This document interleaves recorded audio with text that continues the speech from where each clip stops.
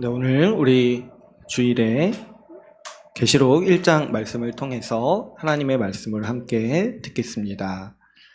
제가 미리 말씀드린 대로 이번 주부터 우리 계시록 말씀을 복습을 하려고 합니다.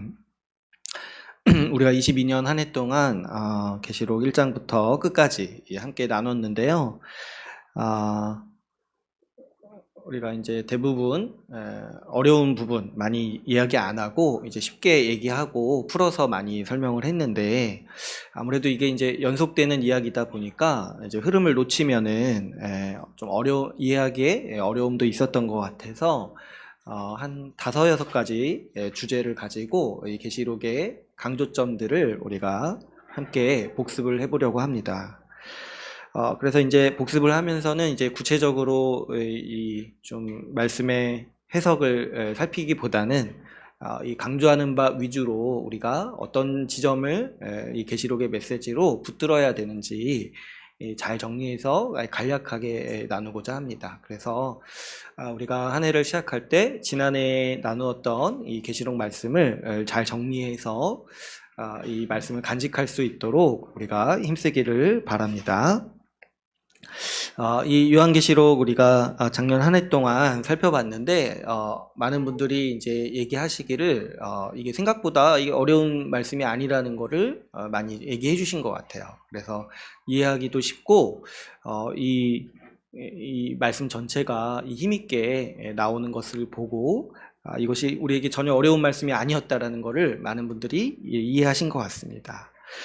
우리가 이제 흔히 우리 요한계시록 생각하면은 그런 이미지가 있죠. 어렵다, 좀 뭘까요? 난해하다, 이런 식의 이미지를 우리가 많이 생각하는 것 같아요. 그런데 사실은 요한계시록이요, 여러분들은 이해하시겠지만 쉽게 쓰여진 성경이에요. 왜 그러냐니까 오늘 우리 1절 말씀에서도 보시면은 어떻게 시작을 하냐면 예수 그리스도의 계시라 이렇게 시작을 하죠. 이 계시라는 단어는 어떤 뜻이냐니까 이 드러내다는 뜻이 있어요. 밝히 드러내다. 그래서 계시는 우리에게 하나님의 뜻을 알려주실 때 쓰는 용어예요. 그러니까 우리가 하나님의 뜻을 모르고 있다가 뭘 보고 하나님의 뜻을 알게 됐냐니까 하나님 말씀을 읽으면서 하나님의 뜻이 이러하다는 것을 알게 되죠. 이게 그래서 성경을 하나님의 계시라고 부르는 거예요. 그러니까 이 계시는 드러내고 밝히 드러내고 알리는 의미를 가지고 있죠. 근데 이제 요한계시록은 그 제목부터가 어때요? 계시록이잖아요. 계시록. 그러니까 드러내는 책이라는 거야. 밝히 드러내는 책.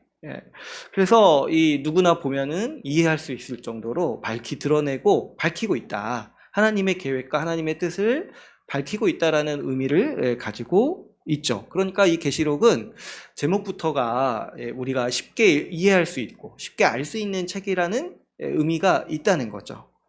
다만 이제 이 어떤 어려움이 있냐니까 제가 이제 이 배경에 대해서 말씀을 드렸죠. 요한계시록은 당시 사람들이 가지고 있던 구약 성경을 배경으로 기술을 하고 있어요.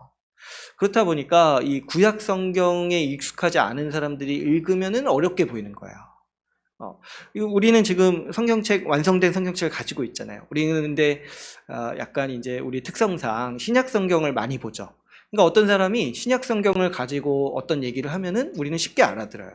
근데 이 당시 이제 교회를 다니셨던 분들은 성경책이 구약밖에 없었던 거예요. 이 완성된 성경책이. 그래가지고 이제 요한은 그 구약에 있는 이야기들, 구약에 있는 배경들을 많이 사용해가지고 그 구약 성경을 아는 사람이라면 쉽게 알아들을 수 있는 이야기들을 이 계시록을 통해서 하고 있는 거죠. 그래서 이제 그런 부분에서 이 구약을 모르면은 약간 어려울 수 있는 것이고, 또 이제 어떤 문제가 있냐니까 이 복음을 잘 모르는 사람들이 읽으면 어려워요. 이게 무슨 얘기인지를 이해할 수가 없게 쓰여졌어요. 그러니까 이 계시록은 어떤 책이냐면 교회 밖에 있는 사람들이 읽으면 무슨 얘기인지 하나도 못 알아들어요. 왜냐니까 구약의 배경도 없고 복음도 모르니까 이해할 수가 없는 거죠. 그런데 이 교회 안에 있는 사람들, 특별히 이제 성경을 이해하고 무엇보다도 예수 십자가 복음을 제대로 이해하고 있는 사람이 읽으면은 이 계시록 전체가 결코 어려운 말씀이 아니라는 거죠. 누구나 쉽게 이해할 수 있도록 계시한다, 밝히 드러낸다, 이런 목적을 가지고 쓴 책인 것입니다. 그런데 이 계시록에서 드러내겠다, 밝히겠다 하는 주제가 하나가 있습니다. 그게 뭐냐니까 그 1절 말씀에 어떤 일을 계시하겠다 하냐니까 반드시 속히 일어날 일들을 그 종들에게 보이시려고 이렇게 계시하셨다는 거예요. 그러니까 뒤에 보시면은 보이겠다 이렇게 얘기를 하잖아요. 그러니까 계시라는 말 자체가 드러내 보이겠다, 이런 이제 의미가 있는 거예요. 근데 어떤 걸 드러내 보이겠다고 하시냐니까 이 반드시 속히 일어날 일들을 우리에게 보여주시겠다, 이 계시록을 통해서 우리에게 선명하게 보여주시겠다, 이렇게 말씀하고 있는 것이죠. 근데 이제 이 단어도 한번 우리가 생각을 해보면 이 반드시 속히 일어날 일들이라고 하니까 우리가 이제 이것만 놓고 생각을 해보면 약간 이제 예언처럼 느껴지죠. 앞으로 일어날 일들에 대해서 우리한테 알려주신다는 거구나, 이렇게 우리가 생각하기가 쉽습니다. 근데 이제 그렇게만 이해하고 계시록을 읽으면은 좀 이해하기 어려운 부분이 있어요. 왜 그러냐니까 이 요한계시록은 우리가 작년 한 해 동안 살펴봤듯이 앞으로 일어날 일도 물론 얘기를 해요. 근데 그보다 더 많이 어떤 얘기를 하냐면은 이미 하나님이 하신 일과 지금 우리가 무엇을 누리고 있는지에 대해서 그만큼 더 많이 얘기를 해요. 그러니까 여기서 속히 일어날 일들이요, 반드시 어떤 이제 미래의 예언을 얘기하는 게 아니라는 거죠. 여기서 말하는 이 속히 일어날 일들은 단순히 미래에 일어날 사건들을 보여주시겠다, 미리 알려주시겠다, 이런 얘기를 하는 게 아니라 이 단어 자체가 하나님의 계획을 의미합니다. 그래서 여기서 속히 일어날 일들을 보이겠다, 이 말은 바꿔 말하면 무슨 말이냐니까 하나님의 계획을 알려주겠다, 이런 식의 말이라는 것을, 이런 식의 의미라는 것을 우리가 이해할 수 있습니다. 우리가 여기서 속히 일어날 일들이 하나님의 계획을 의미한다라는 거는 제가 배경이 있다고 했어요. 제가 우리 계시록을 나누면서 많이 이제 살펴봤던 다니엘서를 배경으로 가지고 있는 단어라고 했습니다. 우리가 다니엘서 2장에 보면은 그 느부갓네살 왕의 꿈을 다니엘이 해석해주는 장면이 나오죠. 근데 이제 느부갓네살 왕이 어떤 꿈을 꾸었냐니까 하나의 이 신상이, 큰 신상이 서 있는 것을 봤는데 저 멀리서 큰 돌이 날라와가지고 그 신상을 부수고 그 돌이 이 세상 전체에 이르는 산이 되는 그런 꿈을 느부갓네살 왕이 꾼 거예요. 근데 이제 그 당시 이 꿈 해석자들, 그 당시로 따르면은 이 최상의 지식인들을 얘기를 하는 거죠. 그런 사람들에게 이 꿈의 해석을 물어봤는데 아무도 대답하지 못했어요. 근데 이제 다니엘이 기도하고 딱 하나님 이 왕 앞에 나와서 하는 말이 뭐냐니까 이 꿈은 하나님께서 왕에게 장차 될 일에 대해서 미리 보여주신 거다라고 얘기를 하는 거예요. 그래서 이제 그 꿈에 대해서 해석을 이제 다니엘이 할 때 어떤 이제 해석을 하냐니까 그 신상의 머리와 가슴과 이 다리와 이런 부분들이요, 다 세상을 지배하는 한 나라들, 제국들을 의미를 한다는 거예요. 그런데 하나님의 계획이 뭐냐니까 저 멀리서 돌을 보내서 그 신상을 부수는데 영원한 나라를 세우실 거라는 거예요. 하나님은 앞으로 그 영원한 나라를 세워서 그 신상을 부수고 이 세상의 제국들을 부수고 이 나라를 번성하게 할 것이다. 이 하나님의 계획을 느부갓네살 왕에게 하나님이 꿈으로 보여주신 거다. 이것을 일컬어서 장차 될 일이라고 이 다니엘은 이야기를 하고 있습니다. 그래서 이 다니엘서에 나타난 이 하나님의 계획이 뭐냐니까 이 느부갓네살 왕의 꿈을 해석하면서 다니엘이 얘기했듯이 영원한 나라를 이 땅에 세우시려고 하신다는 거예요. 그 어떤 나라냐니까 그 신상을 이루었던 제국들, 그런 제국들이 아니라 그 번성하고 세상을 다스리는 그런 제국들이 아니라 하나님이 지으시는 나라, 하나님이 다스리시고 하나님이 통치하시는 영원한 나라를 세우셔서 그분의 백성들에게 주실 거라는 약속이 바로 이 하나님의 계획에 담겨 있는 거죠. 그래서 우리는 이 하나님이 세우시려고 하시는 나라, 이 나라를 우리가 신학적인 용어로 하나님 나라라고 우리는 흔히 부릅니다. 그러니까 계시록은 이 하나님의 계획에 대해서 밝히고 있다는 책인 거예요. 이 하나님의 계획, 하나님 나라를 세우시려는 하나님의 계획, 성경에서 이제 계속해서 얘기하고 있는데, 특별히 다니엘서에 나타난 그 하나님의 계획이 어떻게 이루어졌고 어떻게 성취될 것이며 앞으로 어떻게 이루어 가실 건지에 대해서 이 계시록을 통해서 말씀하고 있다라는 거죠. 그런데 이제 다니엘서에서 다니엘이 그 하나님의 계획을 듣고 알았을 때는 어때요? 장차 될 일이었어요. 장차 하나님이 이루어 가실 일이에요. 근데 이제 요한의 입장에서 그 하나님의 계획을 다시 보니까 요한이 어떤 걸 느끼냐면은 이미 많이 이루어졌구나. 이미 그 계획에 하나님께서 하나님 나라를 세우시려는 그 하나님의 계획의 대부분이 이미 많이 이루어졌구나. 이제 얼마 남지 않았구나. 이거를 깨닫게 된 거예요. 그래가지고 이 요한은 이 다니엘서의 예언을 바꿔서 얘기할 때 장차 될 일이 아니라 속히 될 일이라고 바꿔서 표현을 하는 것이죠. 왜 그러냐니까 이미 대부분이 성취가 된 거예요. 대부분이 성취가 되고 이제 요한이 보니까 얼마 남지 않은 거예요. 그래가지고 이 하나님의 계획 전체를 일컬어서 속히 될 일이라고 이렇게 바꿔서 이 표현을 하고 있는 것이죠.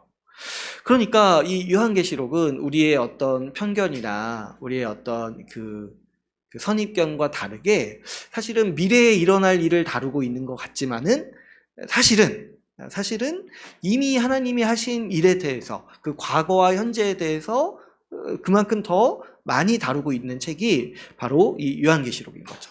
왜냐니까 이 요한계시록에서 다루고자 하는 주제 전체가 뭐라는 거예요. 지금 하나님의 계획이 어떻게 성취되고 있는지에 대해서 지금 우리에게 확실히 보여주시겠다라고 얘기를 하는 거니까 그 이미 이루어진 일에 대해서도 많이 얘기를 하게 되는 것이죠.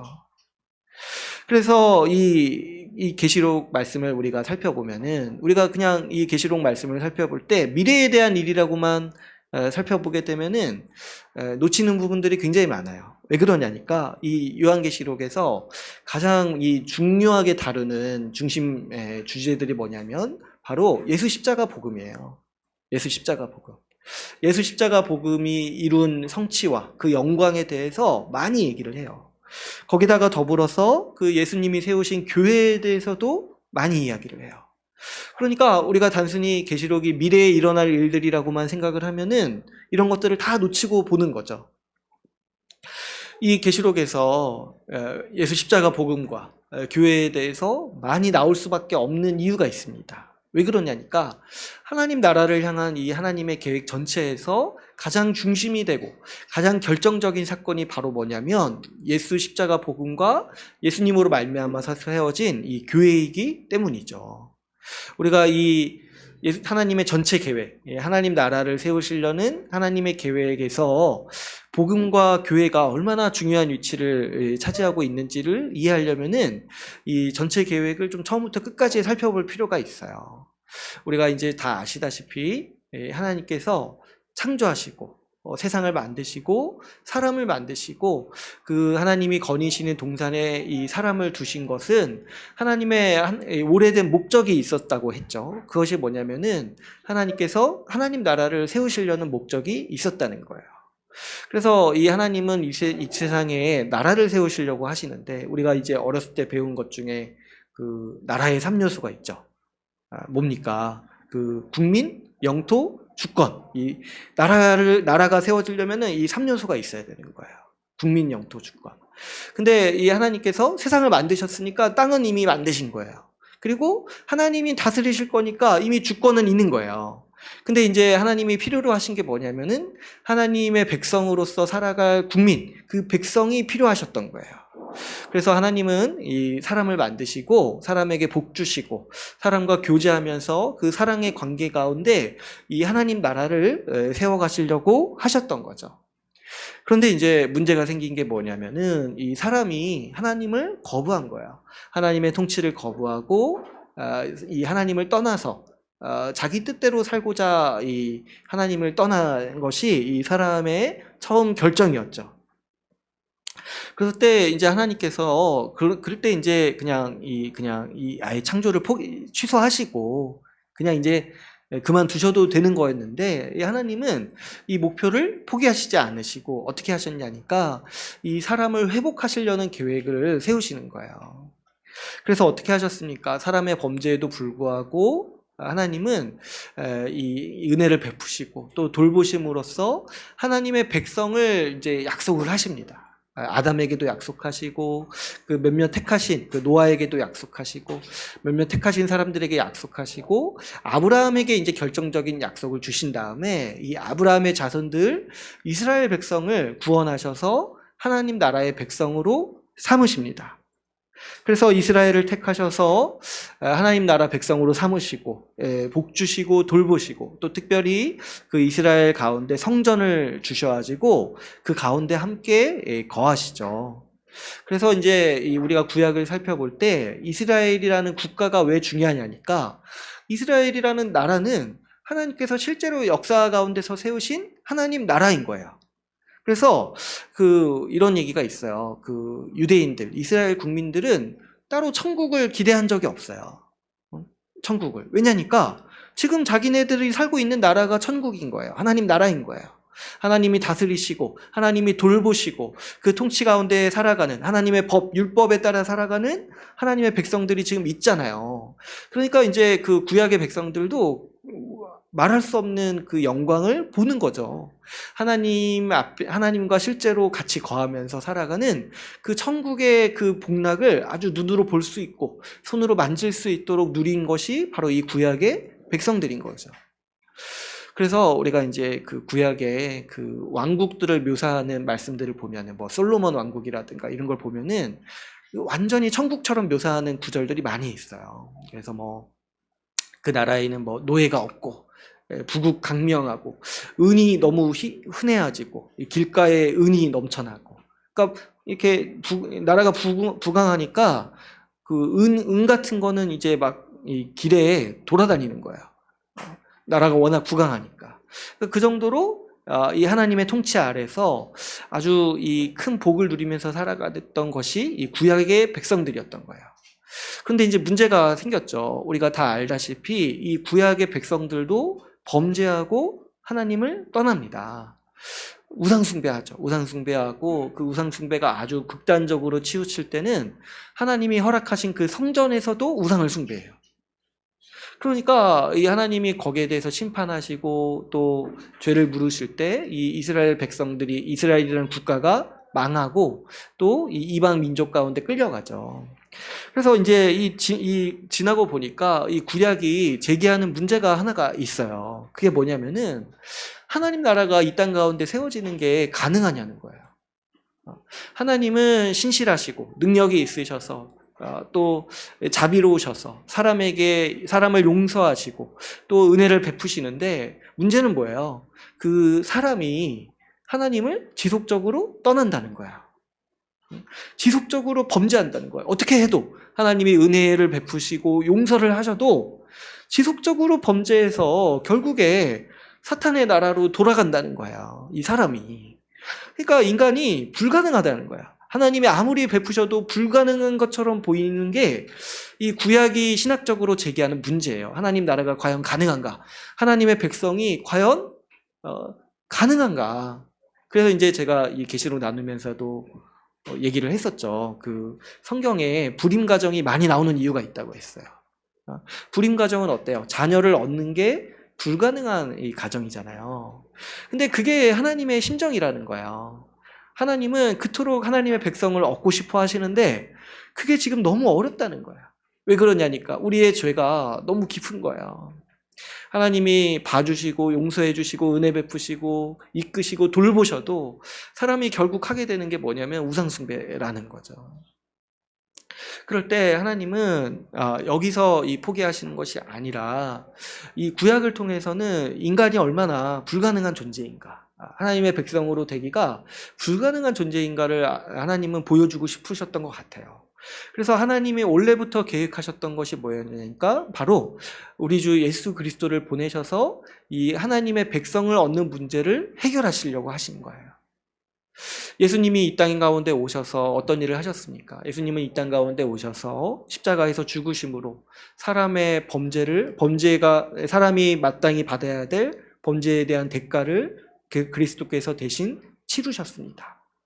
그리고 예수님은 또 어떤 일을 하셨냐니까 이 땅 가운데 오셔서 사람이 마땅히 은혜 베푸시고 돌보시고 창조주이신 하나님 앞에 마땅히 해야 될 모든 의무를 예수 그리스도께서 대신 다 하신 거예요. 그러니까 예수님이 하나님이신데 하나님께서 사람의 모양으로 오셔서 실제로 하나님의 자녀요, 하나님의 백성으로서 사신 거예요. 그래가지고 예수님이 유일하게 이 땅 가운데 유일한 하나님의 백성, 하나님의 자녀로서 살아가신 인간이 되신 것이죠. 거기서 멈춘 것이 아니라 예수님은 그 모든 일을 이루시고 그 모든 공로를 우리에게 주십니다. 예수 믿는 자에게 값없이 주신다라고 성경은 말하고 있죠. 이것을 우리가 믿음으로 의롭게 된다라고 표현을 하는 거예요. 그 하나님 나라의 백성으로서의 마땅한 삶, 마땅한 자격, 하나님 앞에 모든 의무를 행해야 되는 그 의무를 다 행하셔서 그 의롭다함을 받으시고 그 모든 의를 우리 예수 믿는 자에게 다 주시는 거죠. 그뿐만이 아니라 예수님은 성령을 예수 믿는 자에게 보내주셔서 우리의 마음을 바꾸신다고 했어요. 우리를 새 마음과 또 새로운 생명을 주셔가지고 우리가 이제부터 하나님의 말씀을 마음판에 새겨서 가슴 깊숙이 새겨서 중심으로부터 하나님의 말씀을 듣고 순종할 수 있는 백성으로 우리를 예수님께서 새롭게 만드신 것이죠. 그래서 그 새롭게 만드신 사람들을 모으셔서 예수님은 교회를 세우신 거예요. 그래서 이 교회는 이 땅 가운데 하나님께서 세우시는 새로운 백성들인 거죠. 새로운 백성이자 이 하나님이 이 땅 가운데 세우시는 그 하나님의 모든 계획에서 가장 완전하고 가장 최종적인 이 하나님 나라의 형태라는 것을 우리가 볼 수 있습니다. 다니엘서에서 이 하나님은 그 국권이 빼앗기지 않을 영원한 나라를 세우겠다라고 그 약속하셨어요. 그 계획을 보이셨어요.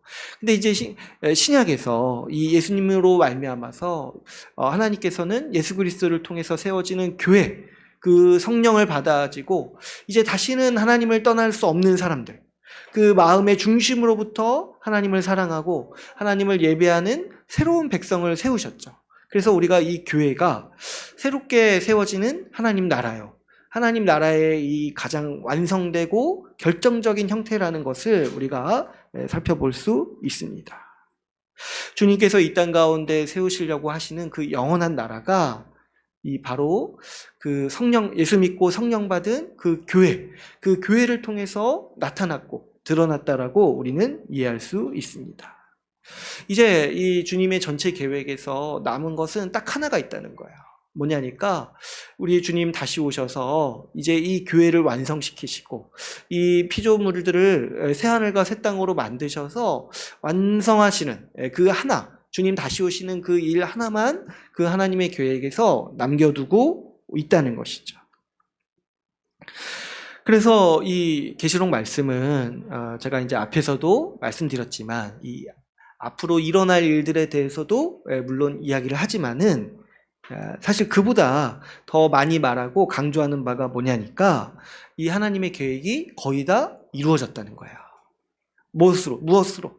바로 예수 십자가 복음과 교회로 말미암아서 하나님이 구약에 약속하셨던 원래의 계획들이 거의 다 성취되었다라고 지금 강조하고 있는 것이 바로 이 요한계시록의 중심 메시지인 것이죠. 여러분, 우리가 하나님의 계획을 살펴볼 때 이 예수 십자가 복음과 그로 말미암아 세워진 교회가 바로 그 중심에 있어요. 그러니까 우리가 이제 이렇게 이해할 수 있는 거예요. 이 복음이 전파되고 교회가 세워지는 일이 하나님의 계획이 거의 다 이루어졌다라고 말할 정도로 결정적인 사건이라는 거죠. 그러니까 이 계시록이 내내 이야기를 하고 있는데 복음도 잘 모르고 이 교회가 얼마나 중요한지 모르는 사람이 계시록을 읽을 때 당연히 어렵게 받아들여지고 이게 이해가 잘 안 되는 거예요. 계시록은 지금 복음이 중요하다. 교회가 중요하다. 하나님께서 복음과 교회로 말미암아서 하나님의 계획을 거의 다 성취하셨다. 이 얘기를 지금 계속하고 있는데 우리 인식 안에서 그 복음과 교회에 대한 중요함을 잘 모르다 보니까 이 계시록의 이 강조점들을 놓치게 되는 면들이 많은 거죠. 그런데 이제 우리가 이제 예수 십자가 복음을 알고 교회가 하나님의 계획에서 얼마나 중요한 위치를 차지하고 있는지를 이해하고 이 계시록을 보게 되면은 이것이 우리가 이미 지금 알고 있는 얘기를 하고 있다라는 사실을 알 수가 있어요. 지금 이게 우리가 아예 모르고 있는 얘기를 하는 게 아니라는 거예요. 우리가 복음을 통해서 알게 된 하나님 나라에 대한 계획을 지금 이 요한계시록에서 이 구약의 언어로 펼쳐주고 있는 거예요. 우리가 이 예수 십자가 복음을 알 때 하나님께서 주시는 이 특별한 은혜가 여기에 있어요. 여러 가지 많은 복락들에 대해서 제가 많이 얘기를 했지만은 특별히 이 하나님의 계획과 관련해서 우리가 이 복음을 믿을 때 알게 되는 은혜가 있는데 그게 뭐냐면은 하나님의 계획 전체를 이해하게 된다는 거예요. 여러분 우리가 예수 십자가 복음을 믿으면 의롭게 되고 구원받고 교회에 속하여서 하나님이 주시는 모든 복락을 누리는데 그 복락 중에 하나가 뭐냐면은 하나님의 계획을 알게 된다는 거예요. 하나님의 계획을. 이 하나님 나라를 이 땅 가운데 세우시려는 하나님의 계획. 그 계획을 우리가 완전히 이해하게 된다는 거죠. 다니엘서를 알았던 이 구약의 사람들은요, 그냥 이 계획들에 대해서 얼핏 알았던 거예요. 하나님이 앞으로 이 일을 하시겠지, 하나님 나라를 회복하시겠지, 세우시겠지, 얼핏 알았던 거예요. 근데 구체적으로 어떻게 하실지는 몰랐어요. 근데 우리는 어때요? 우리는 이미 하나님이 그 하신 일들을 다 알고 그 성취 위해서 예수 십자가 복음을 들으니까 하나님의 모든 계획을 속속들이 알게 되고 그 자세히 보게 되는 것이죠. 우리는요, 예수 십자가 복음으로 교회를 누리고 이 완성된 성취를 대부분 누리기 때문에 하나님의 전체 계획을 이해할 수 있는 위치에 놓여 있는 거예요. 그래서 이 하나님 나라의 모든 백성들이 있잖아요. 구약의 백성들도 있고 신약의 백성들이 있는데 그 모든 백성들 중에서 하나님의 뜻을 가장 잘 아는 사람들은 우리예요. 우리가 그 최종적인 형태의 복음을 듣고 알았기 때문에 그 하나님의 계획 전체를 이해할 수 있는 사람들이라는 거예요. 여러분 한번 생각해 보세요. 뭐 영화나 뭐 책이나 소설이나 여러분들이 보고 읽으실 때 뭐 이렇게 전체를 이렇게 읽잖아요. 근데 이제 앞부분만 읽고 끝난 사람은 어때요? 그 영화를 봤다고 할 수가 없죠. 그 소설을 봤다고 할 수 없죠. 그러니까 앞부분만 읽고 이렇게 끝난 사람은 그냥 약간 뒷부분이 희미한 거예요. 특히 어때요? 이 반전 있는 영화 이런 것들은 앞부분만 보고 이렇게 했다고 해서 어디 가서 내가 그거 봤다 이렇게 말할 수 없잖아요. 그러니까 그 앞부분만 보고는 이해할 수 없는 부분들이 있어요. 그 이야기 전면에는. 근데 우리는 어떤 사람들이냐니까 우리는 결론 부분을 본 사람들이라는 거예요. 예수 십자가 복음 때문에. 예수 십자가 복음이 하나님 나라 계획에서 결정적인 일들을 다 행하셨기 때문에 우리는 사실상 그 클라이막스, 그 결정 부분, 그 영화나 소설에 있는 결정적인 반전을 다 본 사람들이에요. 그러니까 우리가 하나님의 계획을 볼 때 마치 어떤 인상을 받냐면은 여러분 영화나 소설 2번씩 본 적 있으세요? 2번 본 적 있으세요? 좋은 거는 한 번 더 보게 되잖아요. 그리고 특히 이제 다음 주 명절 때 오면은 꼭 한 번씩 옛날에 봤던 거 한 번씩 더 보게 되잖아요. TV에서 해주니까.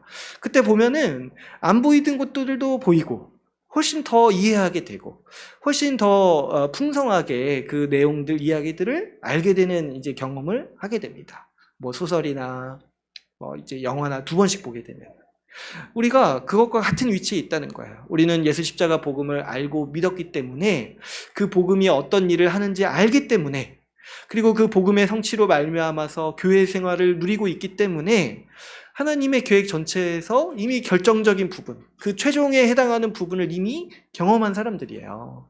그렇기 때문에 우리는 이 하나님의 전체 계획을 아주 선명하게 이해하고 그것을 쉽게 이해하고 받아들일 수 있는 사람들인 거죠.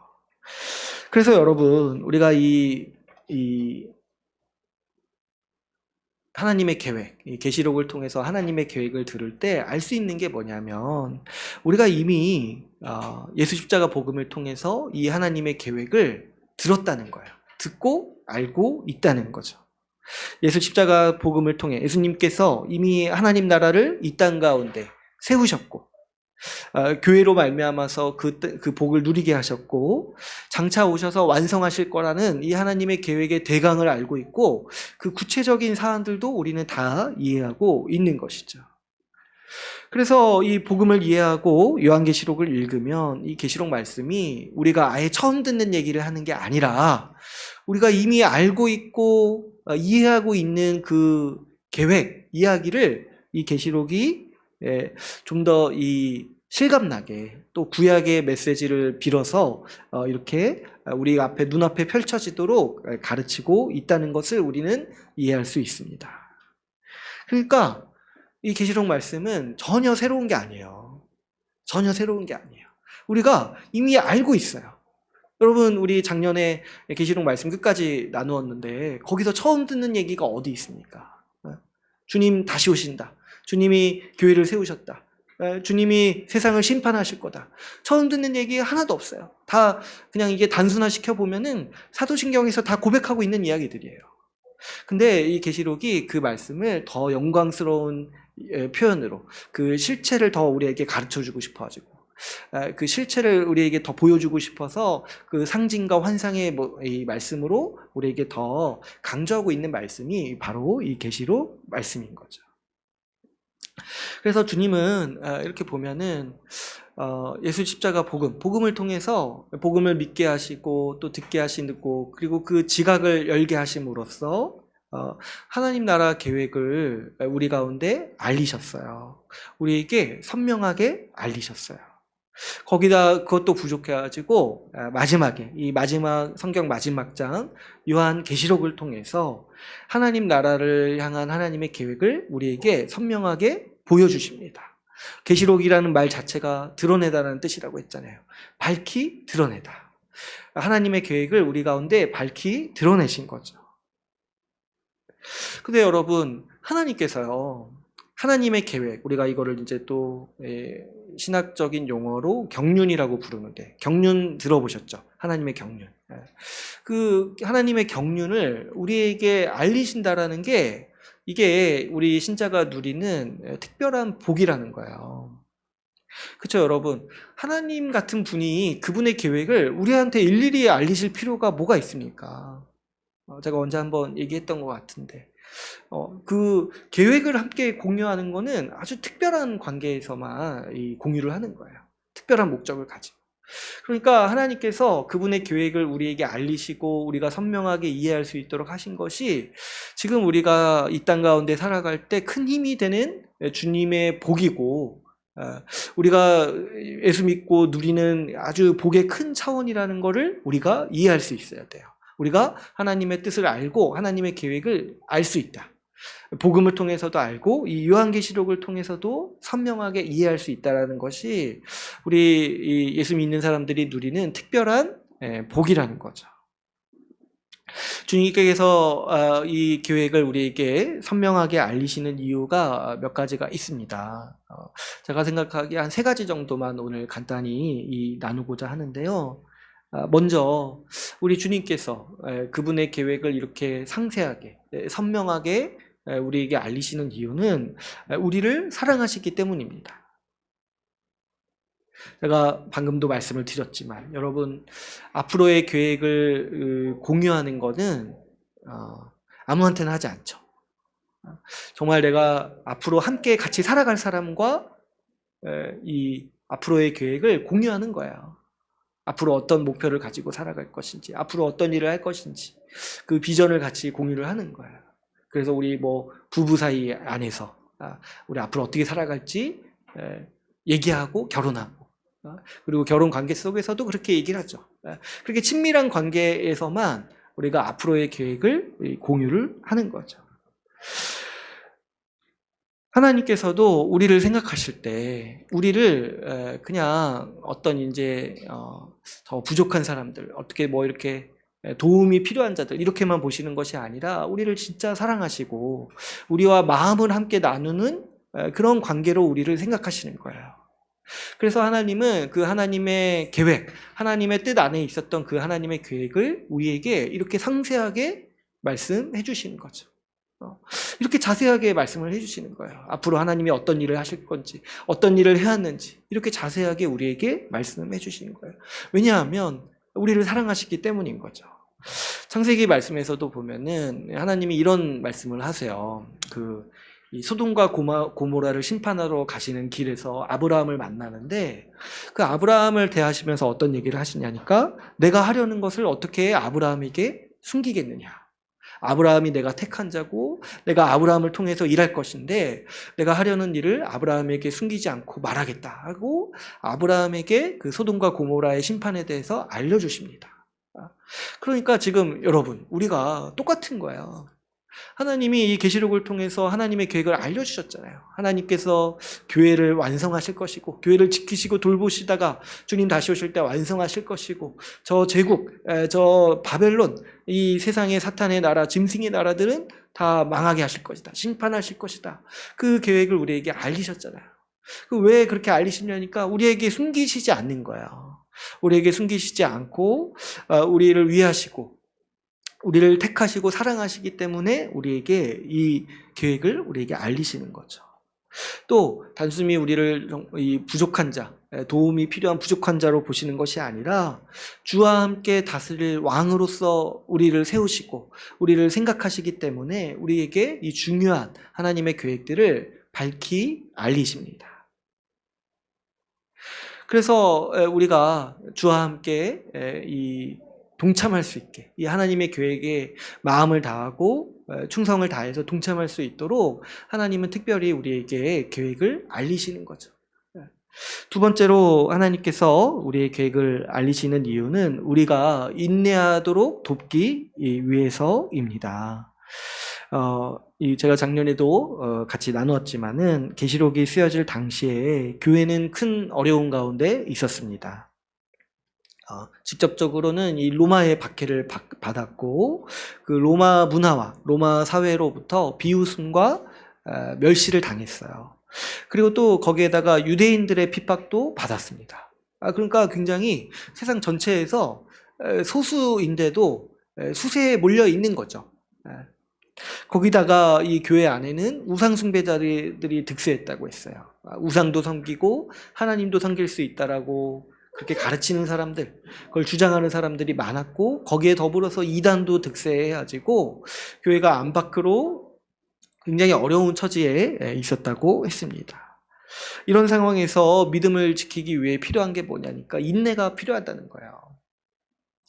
그래서 이 계시록 말씀에서 자주 등장하는 이제 겉면의 말씀이 뭡니까? 인내하라.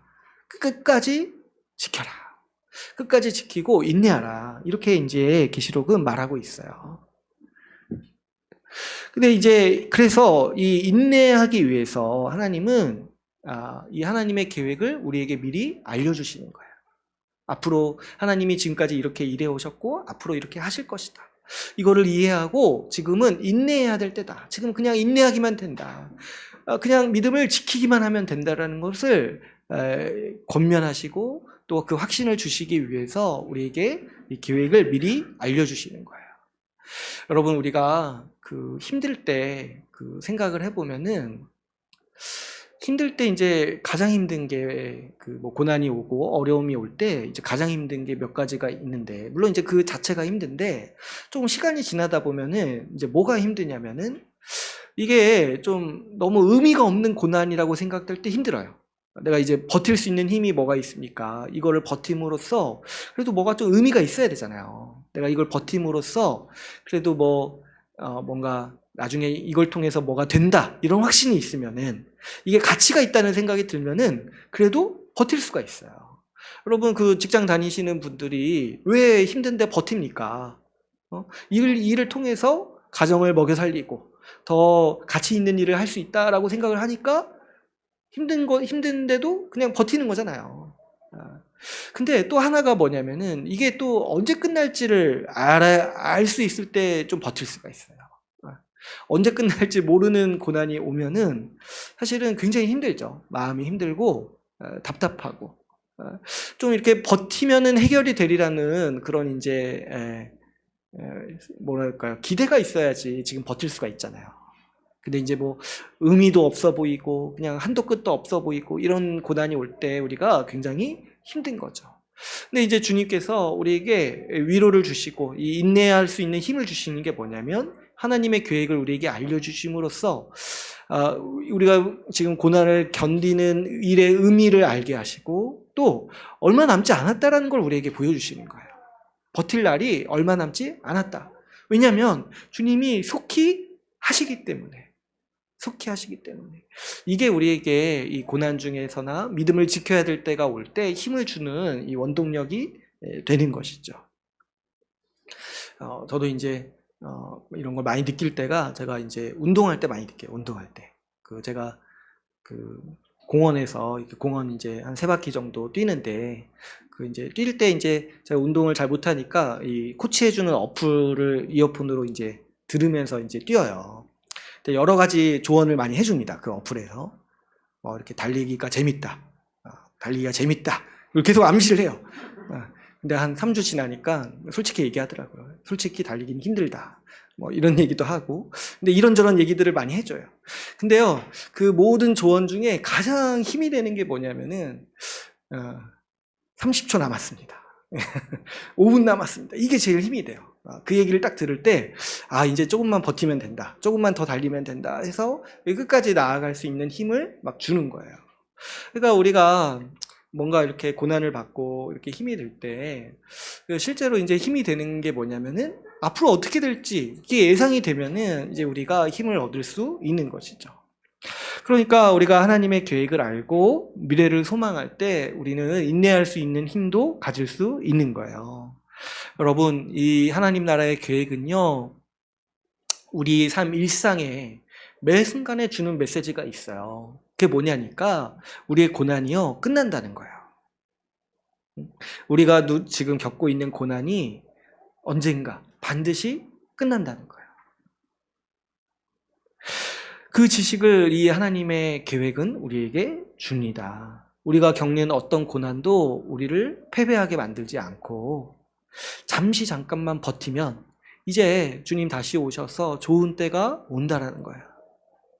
영원한 복과 안식이 기다린다는 거죠.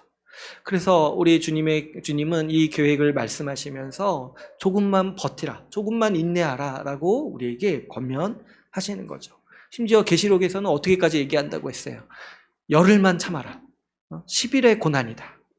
우리가 살면서 경험하는 고난과 어려움들, 그것이 몇십 년짜리라도 하나님 나라의 전체 계획을 놓고 보면은 10일에 불과하다는 거예요.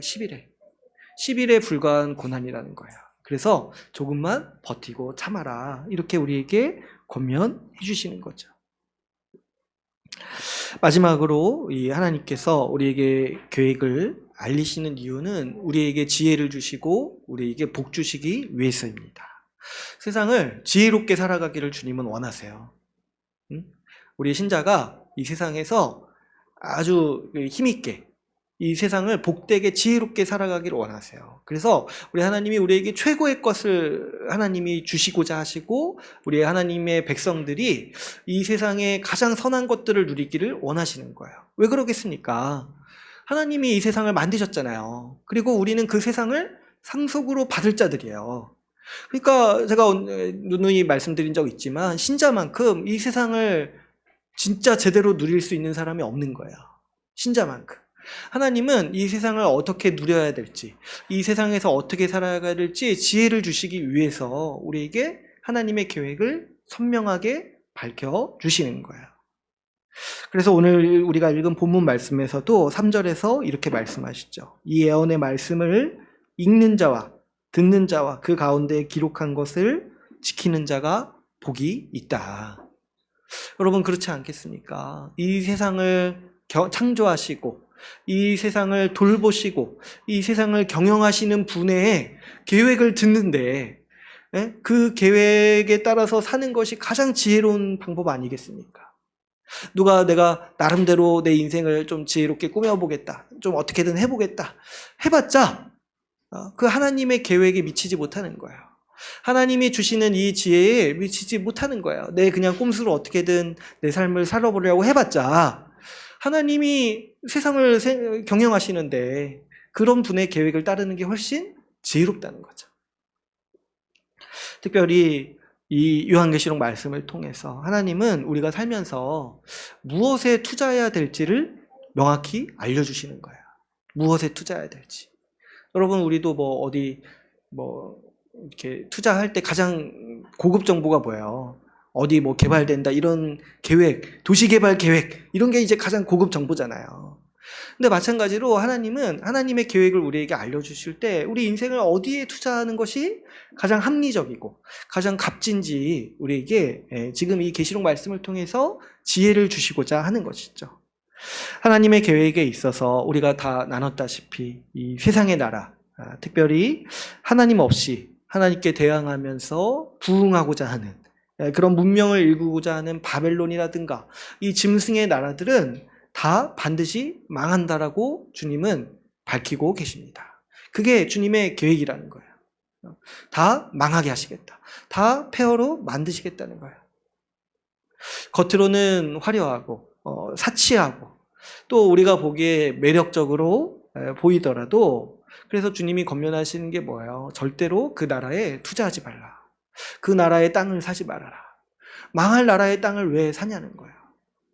절대로 그 바벨론과 관여하지 말아라. 내 백성아, 거기서 떠나라. 라고 주님은 하나님의 계획을 우리에게 말씀해 주시면서 아주 최악의 투자처를 피하라고 우리에게 말씀하시는 거죠. 우리 주님께서는 이 계획을 말씀하시면서 하나님 나라에 투자하라고 우리에게 권면하십니다.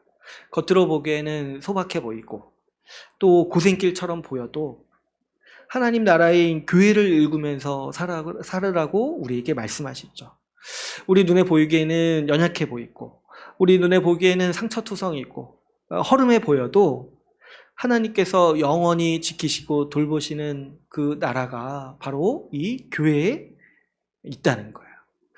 하나님이 이 교회를 영광스럽게 하실 것이기 때문에 거기에 자기 인생을 동참하라. 자기 인생을 투자하라라고 주님은 말씀하십니다. 교회에 투자하라. 교회에 속하여서 교회를 지키고 교회를 일구면서 살으라고 우리 주님은 우리에게 말씀하시는 거죠. 이것을 우리에게 그냥 명령적으로 하시는 것이 아니라 아주 인격적으로 하나님의 계획 전체를 말씀하시면서 우리를 설득하시는 거예요. 뭐가 가장 지혜롭겠는가? 뭐가 가장 합리적인 삶의 방식이겠냐는 거예요. 저 망할 나라의 땅을 사면서 지금 잠시 잠깐 울지 않죠. 웃고 즐기는 게 합리적인 거냐는 거예요. 이제 곧 망할 건데, 이제 곧 무너질 건데.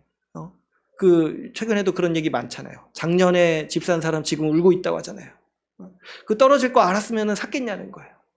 근데 왜 우리가 영적인 시각을 보면은 이 세상의 문명이 결국에 망할 것인데 왜 자꾸 그 문명에 나아가서 그 문명에 속하여서 자기 인생 전부를 투자하려고 하냐는 거예요. 주님은 그렇게 살지 말라고 하시는 거죠. 보물을 땅에 쌓아두지 말고 하늘에 쌓아두라고 말씀하십니다. 우리는 이 세상을 경영하시는 하나님의 계획을 알기 때문에 우리는 가장 지혜롭고 복되게 살 수 있는 힘을 가진 사람들이에요. 왜 그러냐니까 어디에 우리 인생을 던져야 할지 우리는 알고 있어요. 어디에 우리 인생을 던지는 것이 가장 합리적이고 복되며 어디에서 가장 큰 유익을 얻을 수 있을지 우리는 알고 있습니다. 우리는 저 무너져가는 이 세상의 문명에 동참하는 것이 아니라 영원한 나라, 영원한 가치에 투자할 수 있는 안목을 가진 사람들입니다. 왜냐하니까 하나님께서 그분의 계획을 우리에게 알리셨기 때문이죠. 그러므로 여러분 이렇게 우리가 주님께서 우리 주님의 계획을 알리시는 세 가지 이유를 살펴봤어요. 우리에게 우리를 사랑하셔서 우리를 위하시기 때문에 계획을 알리시고, 우리를 인내하시기 위해서 그분의 계획을 알리시고, 우리에게 지혜와 복을 주시기 위해서 우리에게 하나님의 계획을 알리십니다. 그러므로 여러분, 우리가 이 주님께서 우리에게 베푸신 은혜를 깊이 생각하여서 우리가 주님의 계획에 적극적으로 충성되게 동참하는 삶을 살아갑시다. 우리는 여러분, 목적 없이 방황하는 사람들이 아닙니다. 우리에게는 하나님 나라를 상속으로 받으리라는 그 하나님의 계획, 분명한 목적이 우리에게 있습니다. 그때까지 우리는 지금 열심히 하나님 나라로 주신 교회를 지키고 일구면서 가꾸어 나가야 할 때입니다. 그때까지 우리는 예수 십자가 복음을 전해서 한 사람이라도 더 이 교회의 복락을 누리도록 초대해야 하고, 이 예수 십자가 복음에 충성되게 살아감으로써 교회를 더 영광스럽게 우리가 가꾸어 나가야겠습니다. 우리 인생의 목적이 그냥 저기 사소한 게 아니라는 거예요. 저 사소한 것에 있는 것이 아니라 하나님의 계획에 우리 인생의 목적이 같이 얹혀 있는 거예요. 여러분, 우리가 초점을 분명히 하면서 살아갑시다. 하나님이 우리에게 약속하시고 주시려고 하는 그 복의 실체는 결국에 하나님 나라에 있어요. 하나님 나라를 우리에게 주시고자 주님은 우리를 구원하신 거예요. 하나님 나라가 우리 주님이 주시려는 복의 그 실체인 것이죠. 지금 우리가 살면서 잘 먹고 잘 살고 안정된 삶을 누리려고 하는 것이요, 우리의 최종 목표가 아니에요. 뭐 잠깐 그럴 수 있지만은 그것이 우리가 인생의 목적으로 삼는 게 아니라는 거죠. 우리는 그 목적을 위해 살지 않아요. 안정된 삶이 우리의 목표다. 먹고 사는 게 우리의 목표다. 우리는 그게 아니라는 거죠. 하나님의 계획을 듣고 어떻게 그런 말을 계속 할 수 있냐는 거예요. 하나님의 계획을 듣는 사람이 그냥 저 사소한 것을 목표로 삼을 수 있겠냐는 거예요. 그런 거는 약간 취미생활처럼 여기세요, 여러분. 취미생활. 하나님의 계획에 동참하는 것이 내 주 목표고, 그냥 남는 시간, 주님의 말씀에 따라 열심히 살다가 남는 시간 그냥 잠깐씩 좀 이렇게 해보는 거죠. 거기에 우리 마음과 우리의 모든 자원을 쏟지 않습니다. 우리 주의 계획을 듣고 아는 사람이요, 우리는 이 주님의 계획과 상관없이 살아갈 수 없습니다. 우리는 주님의 계획을 선명하게 듣고 알았기 때문에 우리 주님의 계획에 맞춰서 우리 인생을 조정하고, 우리의 삶의 목표를 조정하고, 우리가 어디에 마음을 더 두고 살아가야 할지를 분명히 하는 사람들입니다. 여러분, 이 계시록 말씀을 통해서 하나님께서 계시하셨다. 하나님의 계획을 우리에게 분명히 계시하셨다는 사실을 분명히 인식하시기를 바랍니다. 우리가 하나님 나라를 세우시려는 이 주의 계획 안에서 살아가고 있음을 알고 우리 주님의 계획을 따라서 충성스럽게 살아가기를 바랍니다. 오늘 이제 말씀을 맺겠습니다. 오늘 계시록 말씀 복습을 같이 했는데요. 첫 번째로 계시록 전체가 하나님 나라를 향한 그분의 계획에 대한 이야기라는 말씀을 우리가 함께 나누었습니다. 하나님은 우리에게 그분의 계획을 분명히 밝히셨습니다. 우리에게 교회를 통해서 하나님 나라를 누리도록 하셨고, 주님 다시 오시는 날에 하나님 나라를 완성하셔서 우리에게 주실 것입니다. 우리는 이 주님의 계획을 모르는 사람들이 아니라 아는 사람들이죠. 주의 계획을 우리 아는 사람으로서 합당하게 살아갑시다. 우리 인생의 목적이 하나님 나라와 그 나라의 실현인 이 교회에 있음을 알고 우리가 초점을 분명히 하면서 살아가기를 바랍니다. 하나님의 계획을 듣고 그 계획에 따라 충실하게 살아감으로 주님 주시는 지혜와 복을 누리는 우리 주의 나라 교회가 되기를 간절히 소망합니다.